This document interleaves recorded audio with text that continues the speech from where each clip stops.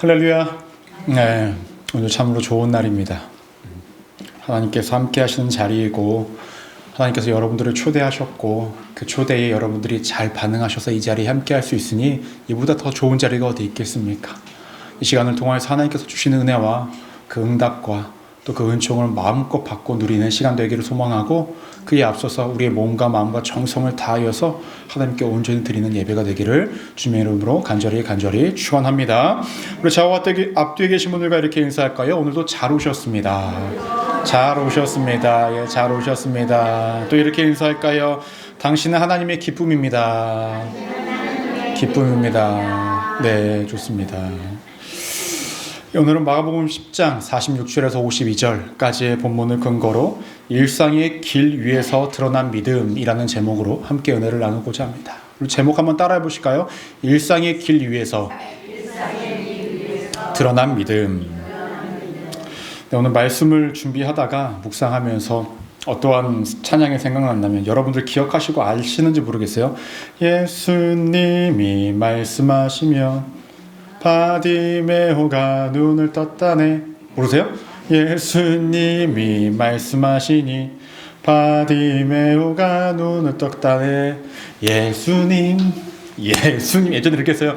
나에게도 말씀하셔서 새롭게 변화시켜.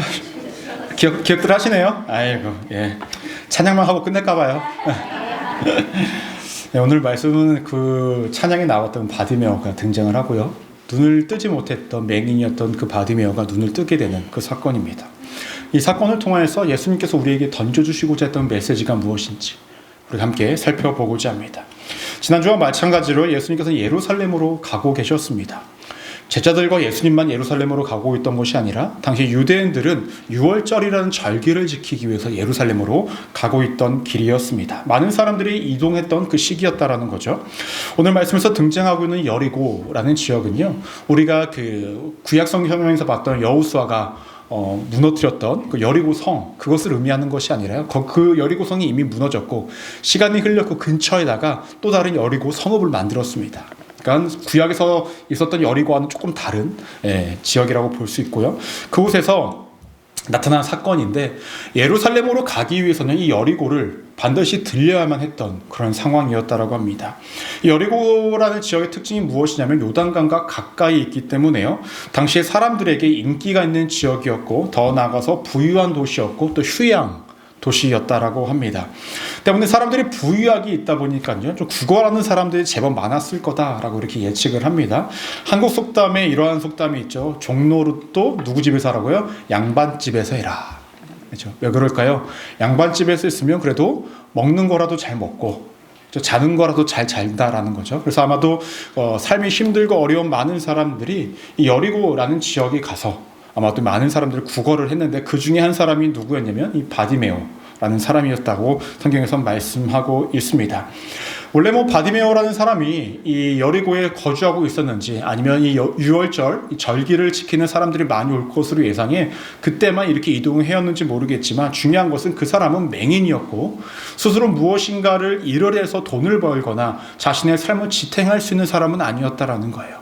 즉 누군가의 도움이 필요했고 누군가의 손길에 의해서만 살아갈 수 있는 사람이었다라는 것입니다.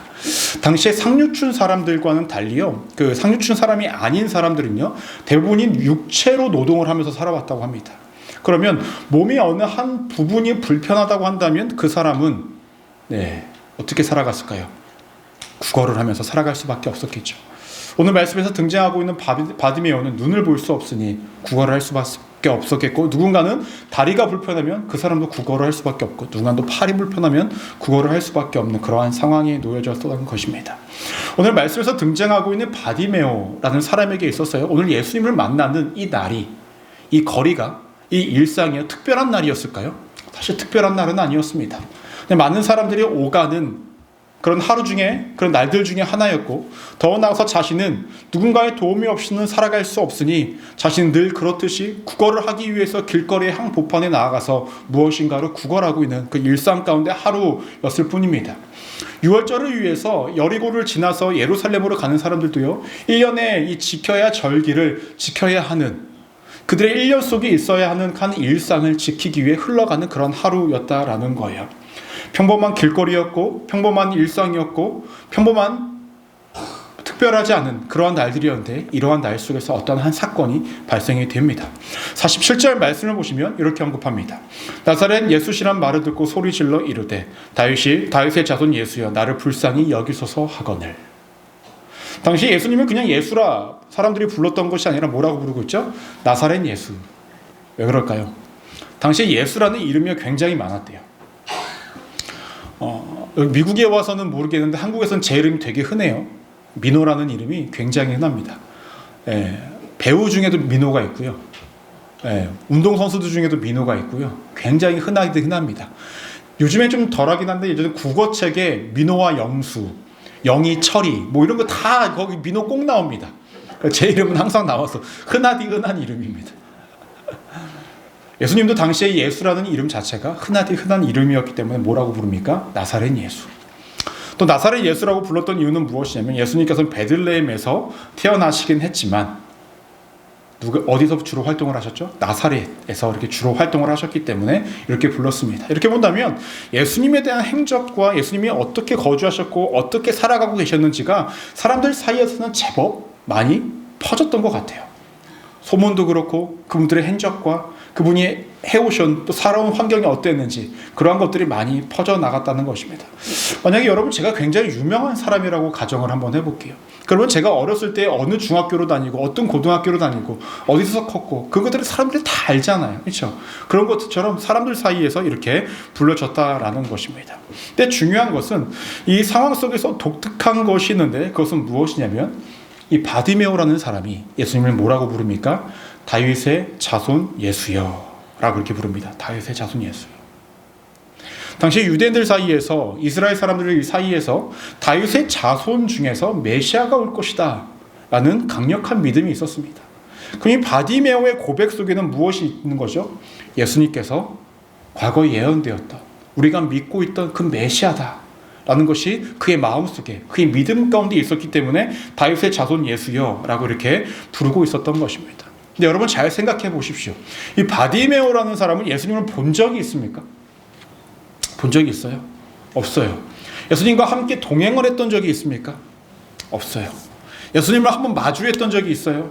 없어요. 그가 예수님에 대해서 알고 있었던 것은요, 길거리에서 사람들이 오가면서 이야기했던 것들, 우리가 한국말로 귓동냥 하듯이 들은 것이 전부였어요. 근데 그에게 갖고 있던 믿음은 무엇입니까? 들은 것만으로도 예수님이 하나님의 아들이시다, 이 땅에 오실 예수님이다라는 것을 명확히 알고 있었다라는 것입니다. 그의 고백에는 눈으로 보고 직접 듣고 제자들과 같이 예수님을 따랐던 사람들과 같이 함께했던 세월은 없었지만 그 들음 하나로 믿음이 있었다라는 거예요. 예수님이 하나님의 아들이시고 그분이 진정한 메시아다라는 것을 말입니다. 일상의 길거리에서 진정으로 믿음을 소유한 사람은 누구입니까? 예수님의 제자들입니까? 아니면 바리새인들입니까? 서기관들입니까? 예수님을 따랐던 많고 많은 사람들입니까? 여러분 잘 생각해 보면 지금까지 복음서를 쭉 봐왔을 때 제자들은 어떠한 삶을 살았죠? 예수님을 따르고 직접 가르침을 듣고 동행하고 함께 했었지만 그들이 기대하고 있었고 그들이 원했던 것은 무엇이냐면 예수님이 곁에 있음으로 통하여서 자신들이 누릴 영광이었습니다. 한 자리를 취하고 싶은 것이 그들의 마음이었고 그들의 소원이었다라는 거예요. 바리새인들과 서기관들, 대제사장 같은 사람들은 무엇입니까? 예수님을 마주하고 이야기하고 대화를 했을 때에 대화라고 예수님의 가르침을 들으면 들을수록 보다 더 예수님을 죽이기 위해 앞서고 있었다라는 것이죠. 그런데 이 바디메오, 함께 있었던 적도 없었던 이 바디메오는 예수님이 오셨다는 그 소리 하나에, 자신이 듣고 알고 믿고 있었던 그 한마디에 예수님이 나의 구원자이시다, 나의 메시아이시다, 이 땅에 오신 하나님의 아들이시다 라고 여기까지 고백을 하고 있었다라는 것입니다. 여러분 이렇게 본다면요, 예수님을 믿기에 좋은 조건이라는 것은 없습니다. 우리가 생각해보면 좋은 조건, 좋은 환경 속에서 우리가 더 좋은 믿음을 가질 것 같고 더 깊은 믿음 가운데 거할 것 같지만 사실 그렇지 않다라는 거예요. 당시 제자들은요 정말로 좋은 믿음을 소유할 수 있는 여건이지 않았습니까? 예수님과 동거동락을 했잖아요. 곁에서 항상 듣고 보고 가르치시는 것을 알게 되었잖아요. 그 누구보다 깊고 완벽에 가까운 신앙을 믿음을 가질 것 같았지만 그들은 그렇지 못했다는 거예요. 서기관들과 제사장들과 이 모든 사람들은 말씀을 누구보다 잘 알고 있고 연구하고 있는 사람들이기 때문에 예수님보다도 명확하게 알 수 있는 좋은 환경 가운데, 좋은 가문 가운데 살아갔지만 그들은 여전히 알지 못하고 있었다라는 것입니다. 바디메오는요, 예수님을 따를 수 있는 상황도 아니었어요.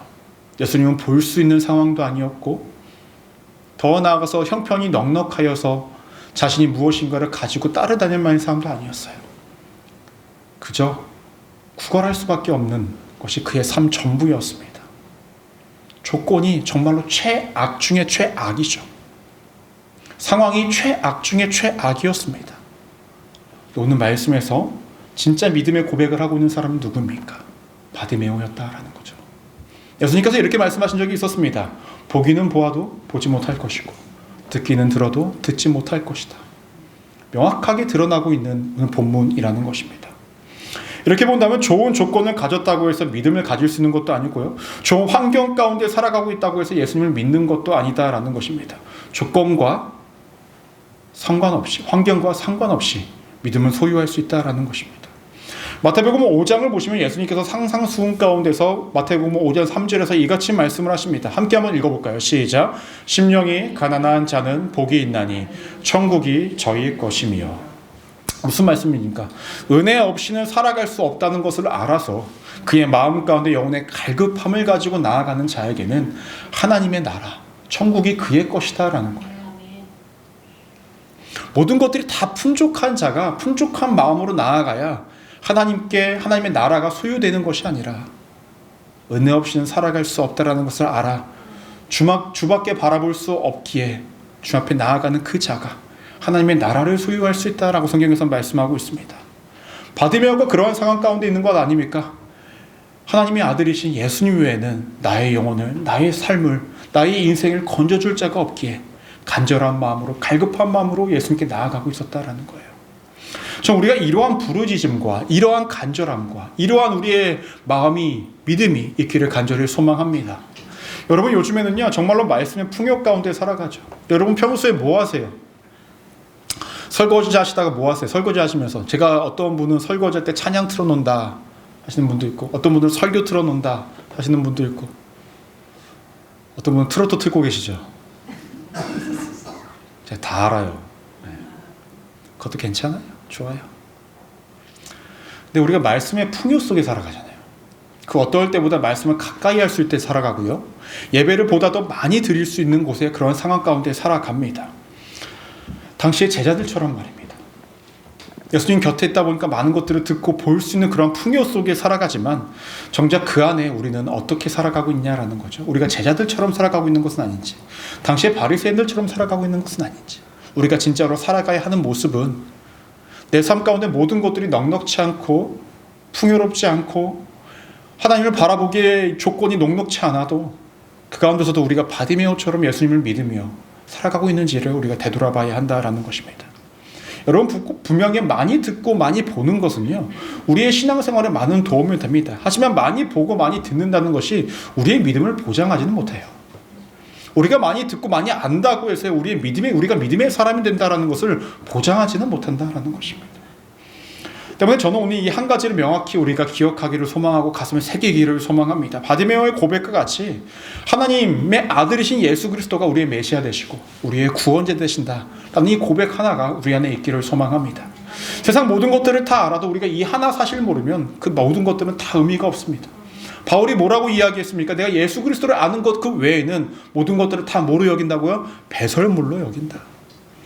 당시에 석학이고 똑똑하고 모든 지식과 지혜를 갖고 있던 그 바울의 한 고백입니다.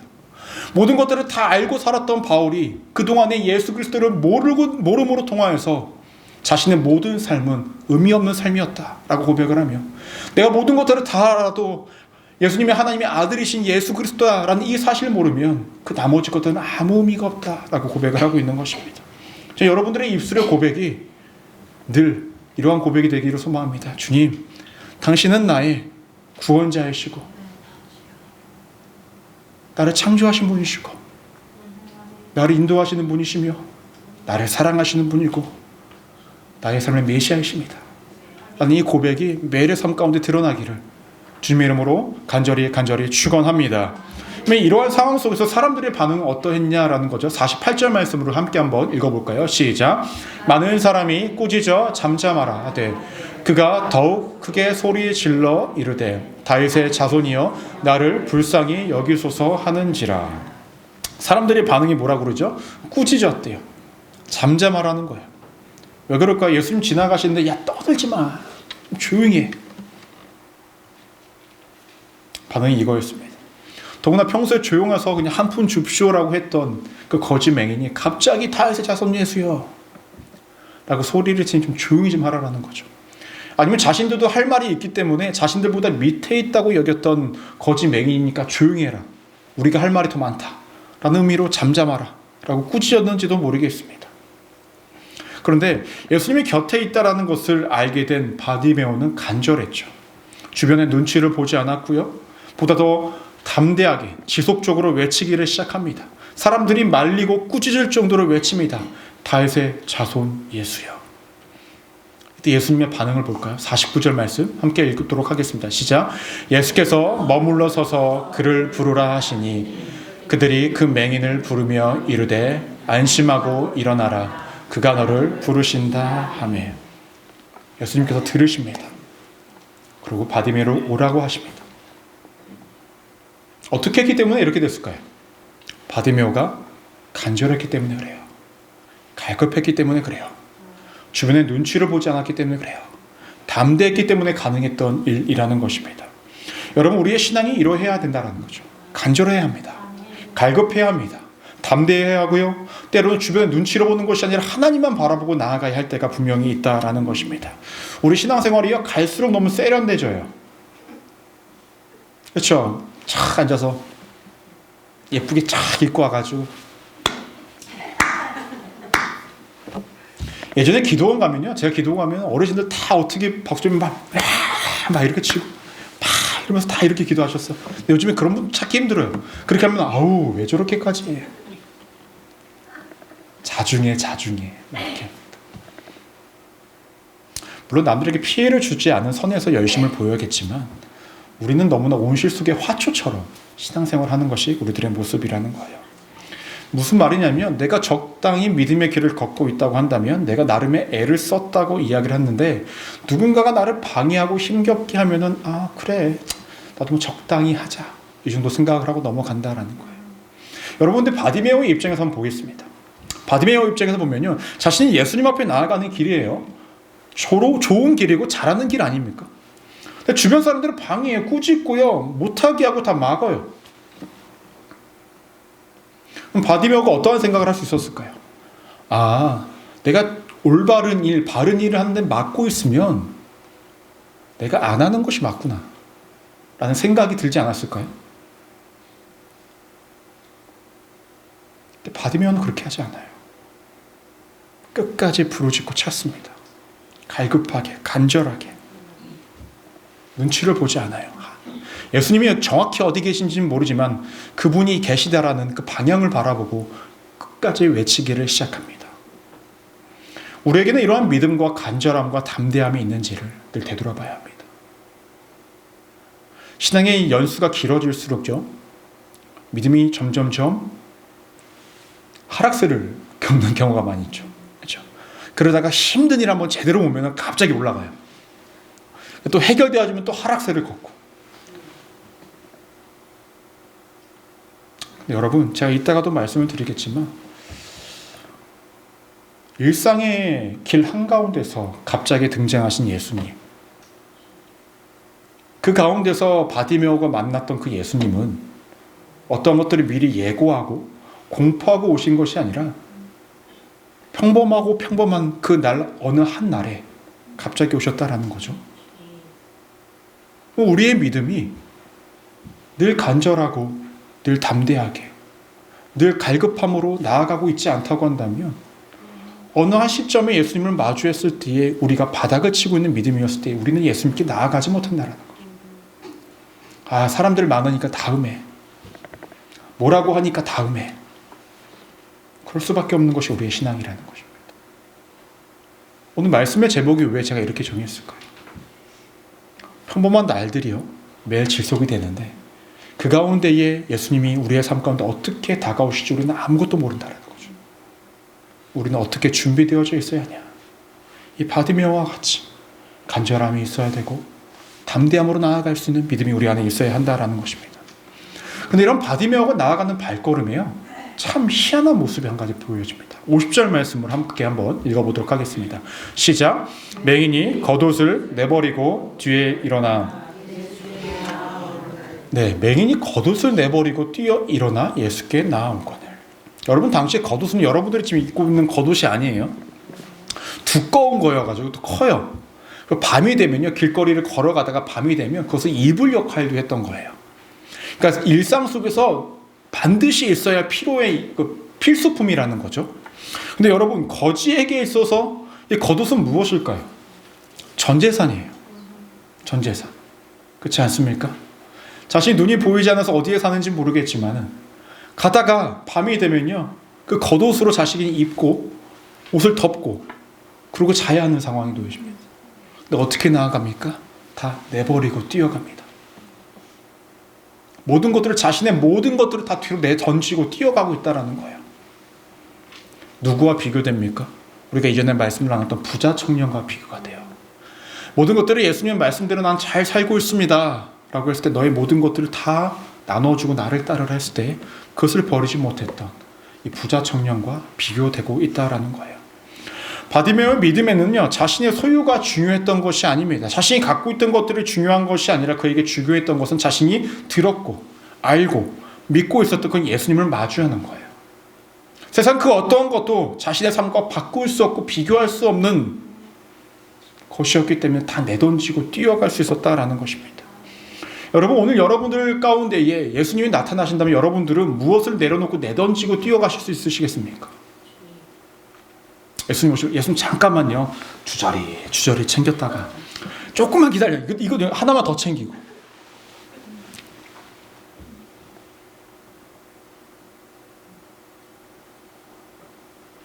바디메오는 다 내던지고 갑니다. 예수님께서 원하셨던, 보기를 원했던, 보여주기를 원했던 믿음의 모습을 바디메오가, 자신과 한 번도 마주치지 않았던 그 영혼이 보여주고 있었다라는 것입니다. 이때 예수님께서 뭐라고 말씀하실까요? 51절 말씀을 보니까 이렇게 언급합니다. 예수께서 말씀하여 이르시되 내게 무엇을 하여 주기를 원하느냐. 맹인이 이르되 선생님이여 보기를 원하나이다. 예수님께서 이 맹인이 맹인인 것을 모르셨을까요? 이 사람이 원하는 것을 모르셨을까요? 그렇지 않아요. 왜 물어보셨을까요? 바디메오의 입술의 고백이, 그의 간절함이 그의 입술로 고백되어지기를 원했다라는 거죠. 여러분, 우리가 기도해야 하고 부르짖어야 할 이유가 분명히 이것입니다. 우리의 힘든 거, 어려움을 하나님께서 모르시는 것이 아니에요. 우리가 무엇이 필요한지를 모르시는 것이 아니거든요.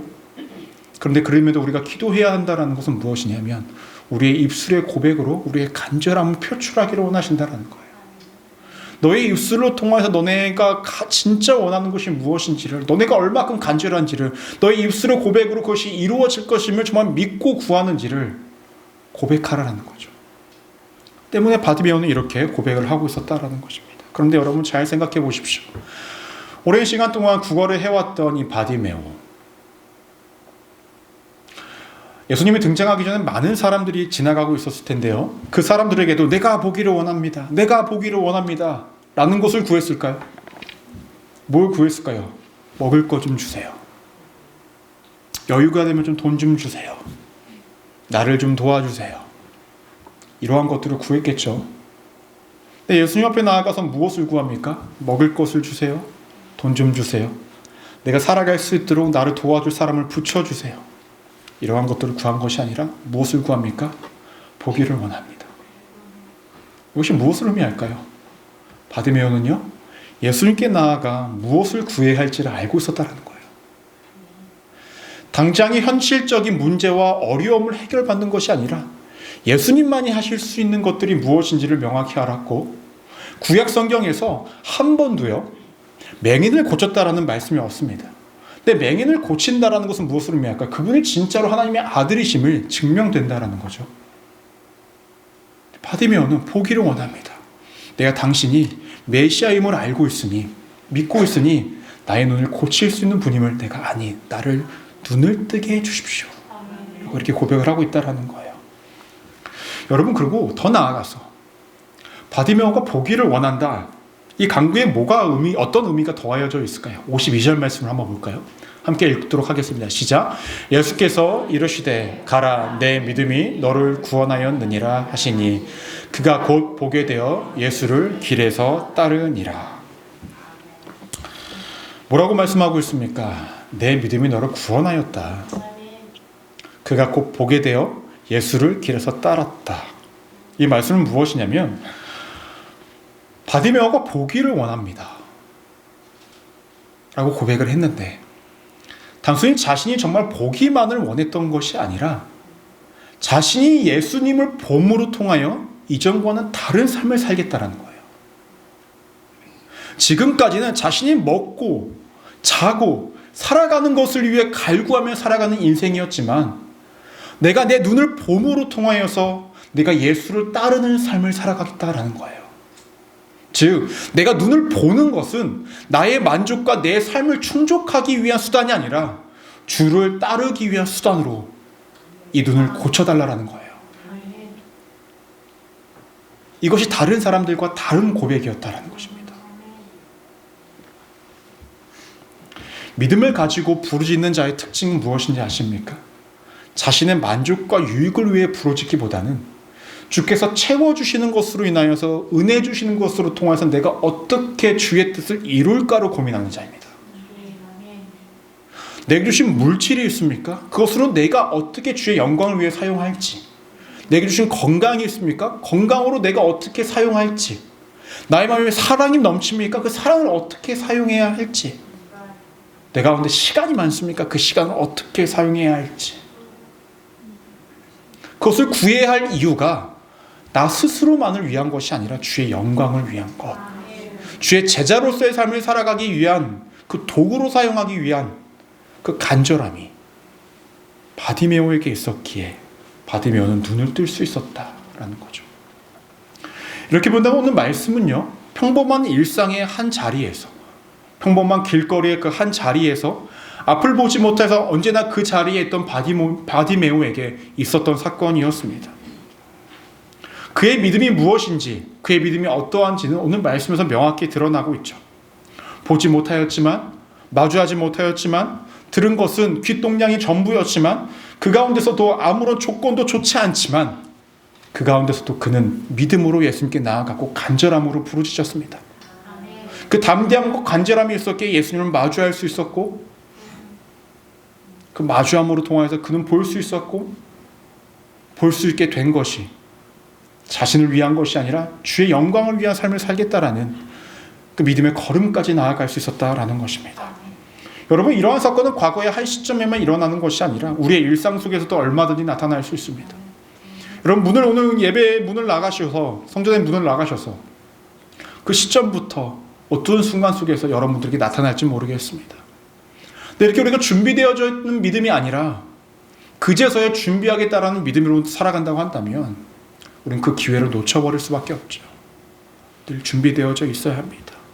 주변과 다릅니다.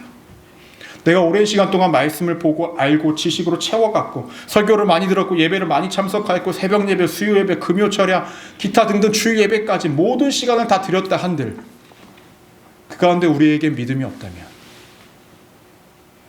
아무 의미 없다라는 거죠. 길거리에서 흘려들었던 그 한마디가 바디메오에게는 진정한 믿음이 만들어진 것이고 그 한마디로 그의 인생은 변화되었다라는 것입니다. 그러면 이러한 바디메오에게 예수님께서는 어떠한 은총을, 어떠한 은혜를 베푸셨냐? 그의 간절함에 반응하셨다라는 거죠. 반응하셨다. 당시 여러분, 아까 제가 예배 설교 초반에 말씀을 드렸듯이 구고라는 자가 바디메오만 있었을까요? 아니요, 많았을 거예요. 또 6월절이라 사람들이 많이 오가기 때문에요. 막 군중의 소리 때문에 웅성웅성 됐을 거예요. 그렇지 않겠습니까? 근데 그 군중들 사이에서 많은 소리들이 오갔음에도 불구하고 간절한 외침이 들렸다라는 거죠. 누구에게? 예수님께. 간절한 외침. 주변의 반응들은 꾸짖고 잠잠하라라고 이야기를 하는데 49절 말씀은 다시 보면 이렇게 언급합니다. 예수께서 머물러 서서 그를 부르라 하시니 그들이 그 맹인을 부르며 이르되 안심하고 어떻게 해요? 안심하고 일어나라. 그가 너를 부르신다며. 예수님께서 먼저 이 바디메오에게 주시고자 했던 것은 무엇이냐면 그에게 반응하셨는데 사람들은 그에게 잠잠하라 꾸짖기 바빴지만 예수님께서는 사람들을 통해서 그에게 안심을 주기를 원하셨다는 거예요. 근데 이러한 모습이 예수님의 모습이 처음이 아니라요. 마태복음 9장 22절 말씀을 보시면 이렇게 언급합니다. 예수께서 돌이켜 그를 보시며 이르시되 따라 안심하라. 혈류증 여인에게 나아가서 예수님께서 하신 말씀이에요. 안심하라. 무엇인가가 다급하고 조급하고 두렵고 힘겨운 상황 속에서 살아가는 그 모든 사람들에게 우리가 간절히 나아간다면 예수님께서 우리에게 먼저 반응하시는 것이 무엇이냐면 안심하라. 왜 안심하라 그럴까요? 내가 너와 함께 있으니까 이제 안심하라라는 거예요. 바디메오도 다른 사람도 다 마찬가지였을 거예요. 막 마음이 굉장히 막 여러 가지가 있었겠죠. 예수님 마주한다니까 들뜬 것도 있었겠고 해결받아야 한다는 조급함도 있었겠고 사람들의 말도 있으니 두렵기도 할 거고 한마디 안심하라. 예수님을 찾으면 우리에게는 안심을 주십니다. 힘겹고 어려운 일상 속에서 내 힘으로 살아가서 다급하게 조급하게 두렵게 살아갈 그때에 그렇게 계속 살아가지 마시고 주께 나아가 간절히 짖으십시오. 부르짖으십시오. 그때 예수님께서 우리에게 안심하라 말씀하십니다. 이것이 전부는 아니죠. 그의 삶을 변화시켰습니다. 반응하신 것만이 전부가 아니라 그를 변화시켰다라는 것입니다. 보지 못하는 자에게 주신 가장 큰 은혜는 보게 하셨죠. 보게 하신 것을 넘어서 그에게 구원의 길에 이르게 하셨습니다. 이 구원이라는 것은 그가 정말로 영혼의 구원도 이르게 하셨다라는 것도 하지만 보지 못했던 그의 삶을 보게 하심으로 그의 일상을 구원하신 것도 의미합니다. 이 땅에서의 삶과 그의 영혼의 삶도 다 구원의 길로 인도하셨다라는 것입니다. 여러분 사람에게는요 저마다 다른 은혜가 분명히 주어집니다. 누군가에게는 이러한 모습으로 누군가에게는 저러한 형태로 나타날 수 있겠죠. 하지만 중요한 건 그런 은혜를 경험하기 위해서는요 예수님께서 야 내가 내일 월요일 9시에 순복음 소망교회 앞을 지나갈 거야. 그러니까 힘들고 어려운 자들아 다 내게로 오라 라고 말씀해 주시면 너무 땡큐인데 그럼 다 오겠죠. 그렇죠? 그렇게 안 오신다는 거죠. 평범한 일상, 평소와 다르지 않은 그저 그렇게 살아갔던 그 하루 속에서 남들이 그냥 아무 생각 없이 흘러가는 길거리 위에서 바디메오를 마주했고 바디메오의 믿음은 그 가운데서 드러났다는 거죠. 순복음 소망교회 우리 모든 성도님들이 이러한 믿음을 갖기를 소망합니다. 어떠한 상황 속에서도 끝까지 주님 붙잡는 믿음, 내 상황과 여건이 좋지 않아도 주님 앞에 나아가고 끝까지 믿고 부르짖을 수 있는 간절함과 담대함을 가집니다. 주님 앞에 나아가 내가 정말로 구해야 할 것이 무엇인지를 아는 믿음, 그리고 내게 주신 은혜를 기억하며 나의 만족을 위해 살아가는 것이 아니라 주께 받은 은혜로 살아가는 삶, 그렇게 우리가 살아갈 수 있다고 한다면 우리의 삶에 우리의 간절함에 하나님께서는 반응하시고 그리고 우리의 삶 가운데 동행하여 주셔서 우리의 모든 것들을 변화시키시고 이 땅에서의 삶과 우리의 영혼의 삶도 하나님이 다 바꾸어 가실 줄로 믿습니다. 그러한 경험을 하시고 매일을 살아가시는 우리 믿음의 성도님들 되시기를 주님의 이름으로 간절히 축원합니다. 기도하시겠습니다.